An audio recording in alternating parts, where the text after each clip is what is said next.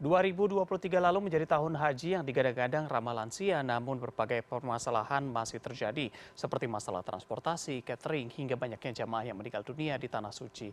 Lantas, apa saja yang diperbaiki agar permasalahan tadi tidak terulang dalam pelaksanaan haji tahun ini? Kita bahas bersama Hilman Latif, Dirjen Haji dan Umroh Kemenak, serta Wakil Ketua Komisi 8 DPR RI, Aceh Hasan. Assalamualaikum, selamat sore Bapak-Bapak. Selamat sore, selamat Waalaikumsalam warahmatullahi wabarakatuh. Prof. Baik, saya ke Hilman, Pak Mas Aceh terlebih Reza. dahulu. Pak Aceh. Pak Aceh, apa saja Ya, catatan atau temuan-temuan yang Anda temui dalam pelaksanaan haji tahun lalu? ya. Tentu secara resmi DPR telah memberikan catatan ya dalam Mhm. rapat kerja yang telah dilaksanakan beberapa bulan yang lalu bahwa memang pemerintah telah dengan serius melakukan upaya-upaya peningkatan pelayanan jemaah haji dengan berbagai macam inovasi yang dilakukan oleh Kementerian Agama dari mulai fast track ya pelayanan yang maksimal di dalam penyediaan catering, pelayanan akomodasi dan berbagai hal-hal yang lain yang memang dibutuhkan, apalagi dalam musim haji tahun yang lalu lansia merupakan jemaah haji yang paling banyak, sehingga memang perlu ekstra keras bagi pemerintah untuk mempersiapkan berbagai infrastruktur yang diupayakan memberikan pelayanan yang prima. Tapi tentu tak ada gading yang tak retak ya, selalu saja ada kejadian-kejadian yang dimungkinkan bagi berbagai hal yang menjadi sorotan masyarakat.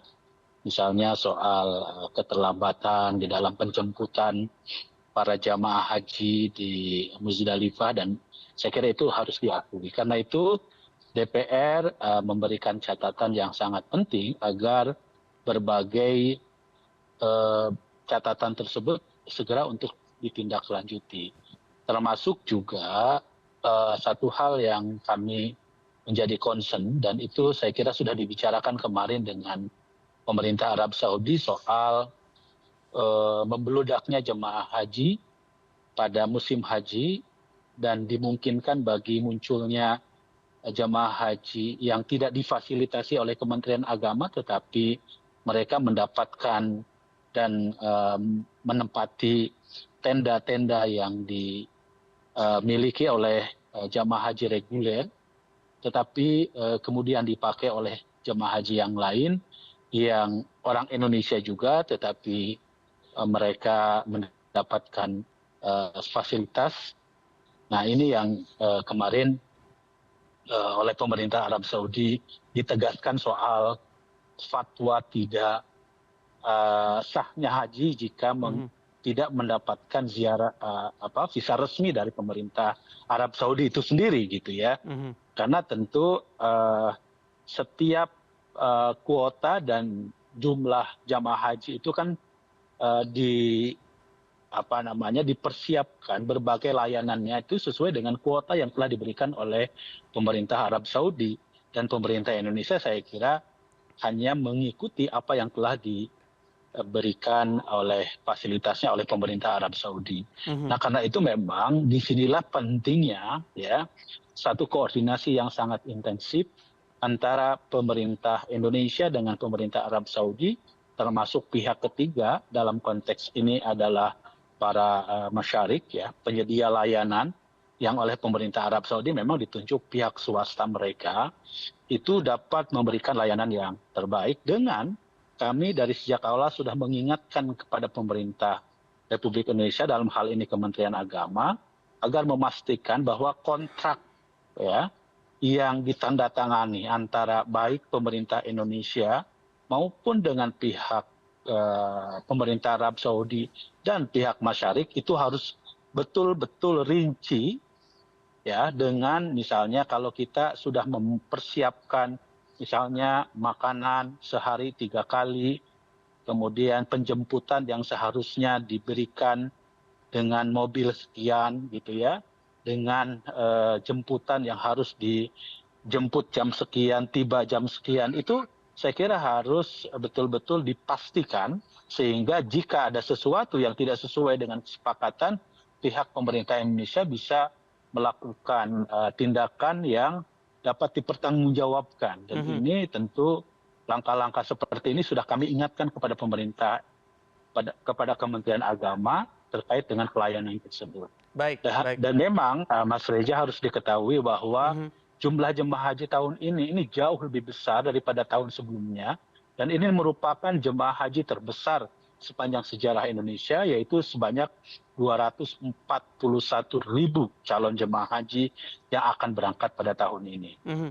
Baik, baik. Saya menuju ke Pak Hilman. Pak Hilman, tadi sudah dikatakan bahwa DPR RI mengingatkan kembali untuk menjaga komunikasi dan juga memastikan lagi kontraknya. Apakah memang itu sudah dilakukan supaya jika memang terjadi kejadian yang tidak diinginkan seperti tahun lalu, kita sudah punya bukti hitam di atas putihnya begitu? Ya, baik.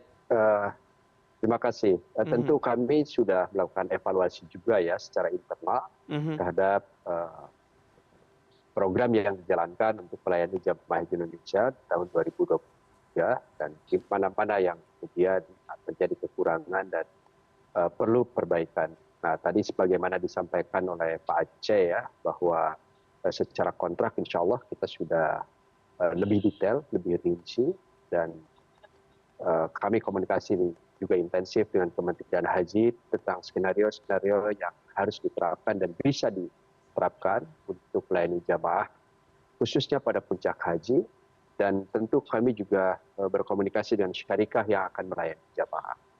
Dan salah satu isu yang muncul serta menjadi perhatian di dalam perbincangan kami sejak tahun lalu dan kemarin diangkat lagi adalah skenario untuk pergeseran manusia, pergeseran jamaah ya, dari Arafah menuju Musdalifah dan Mina. Inilah yang kemudian tahun lalu tidak terprediksi sejumlah itu, dan memang ada data-data sekian belas ribu orang di luar kuota yang juga ikut melaksanakan ibadah haji. Nah, tapi poinnya adalah skenario apa yang bisa kita lakukan agar kepadatan itu tidak berdampak parah dalam atau tidak berdampak terhadap evakuasi jamaah dan pergeseran jamaah dari Arafah ke Mina dan setelah mabit di Musdalifah. Dan itu kemarin juga sudah menjadi perhatian kita, bahkan sudah diminta ada sekian puluh ribu, 30 sampai 40 ribu, mungkin mabitnya hanya lewat saja. Karena kalau tidak seperti itu, memang tidak bisa, Pak. Secara kapasitas tempatnya, secara pergeseran orangnya, dan lain-lain. Nah, inilah kita sedang petakan betul prosesnya dan juga fasilitas yang bisa untuk membawa jamaah dari situ. Nah, yang kedua, alhamdulillah juga dengan berbagai masukan, kami sudah melakukan langkah yang insya Allah cukup progresif di tahun ini, yaitu memastikan jamaah yang berangkat tahun itu tingkat kesehatannya sudah lolos verifikasi. Artinya dianggap baik secara fisik, untuk mobilitas sehari-hari, sampai kepada non-fisik ya, psikologis dan juga ingatan. Karena kemarin juga banyak catatan bahwa demensia itu menjadi penyakit atau gejala tertinggi 5 besar gitu, dan sepanjang sejarah belum pernah terjadi. Itu juga dari Kemenkes melaporkan semacam itu. Jadi kami betul-betul melakukan proses screening yang insya Allah lebih baik. Jadi mudah-mudahan ya, tingkat mobilitas jamaahnya juga lebih baik di tahun ini dibanding dengan tahun lalu. Oke, Pak Hilman, yang cukup menarik adalah tadi ada katakan bahwa ada screening lainnya begitu. Kalau kita lihat memang tahun lalu ternyata data yang kami dapatkan jumlah kematian jamaah mencapai yang tertinggi, rekornya 820 orang meninggal dunia, bahkan lebih tinggi daripada tahun 2015 ketika memang ada kecelakaan. Apakah memang screening kesehatan tadi juga menjadi salah satu solusi Anda untuk mengurangi angka kematian jamaah? Ya, ini kan sudah menjadi masukan juga ya dari berbagai pihak, termasuk dari kerajaan Saudi Arabia bahwa mereka sekarang sudah mengeluarkan peraturan kesehatannya yang sangat begitu ketat gitu ya. Dan bahwa jamaah diharapkan bisa memenuhi kriteria itu, memiliki kemampuan untuk mandiri, kemampuan untuk menjalankan ibadah fisiknya dengan baik, meskipun nah ini kemandirian atau istitoah dianggap mampu itu juga ada beberapa kriteria.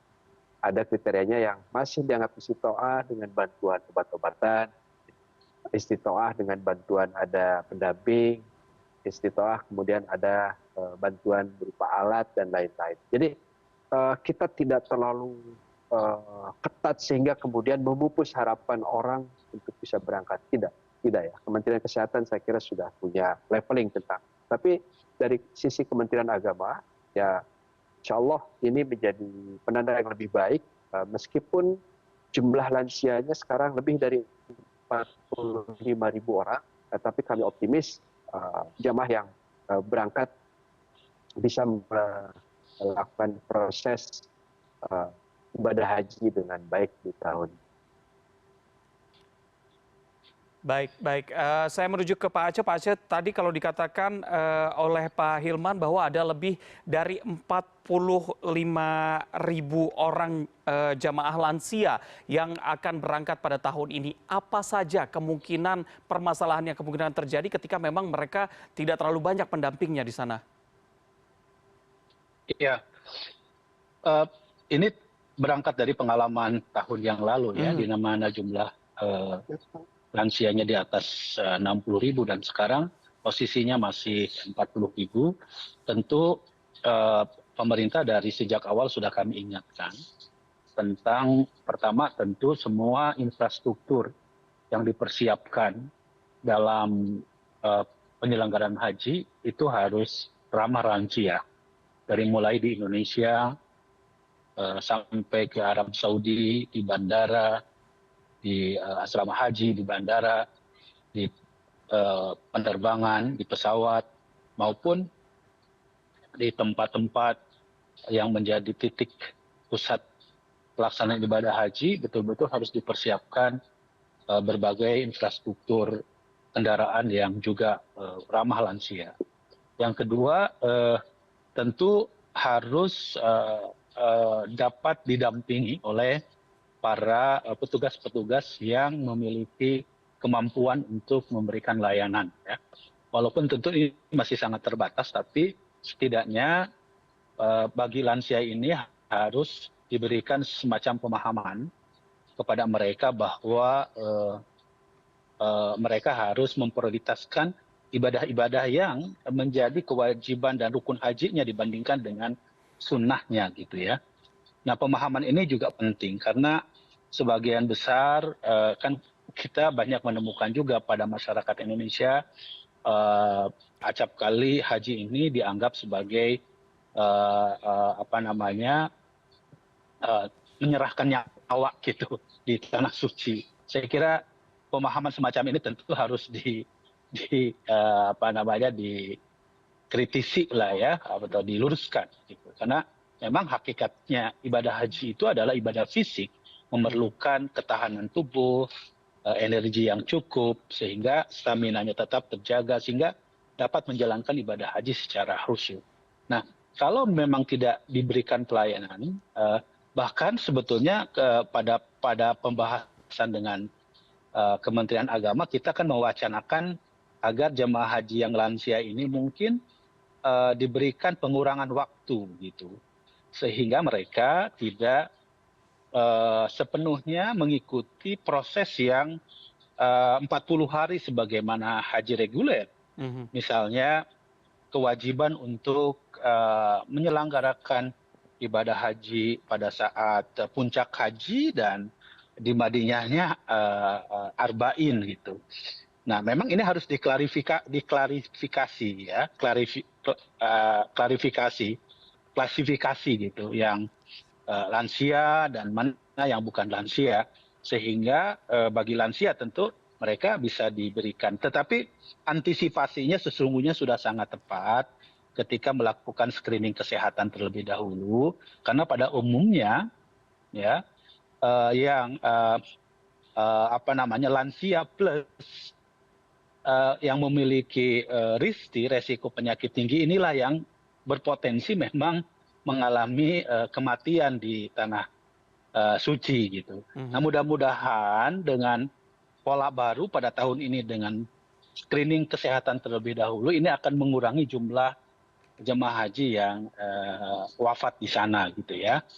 Nah, jadi implikasi dari lansia itu pasti saya kira ke sana gitu ya.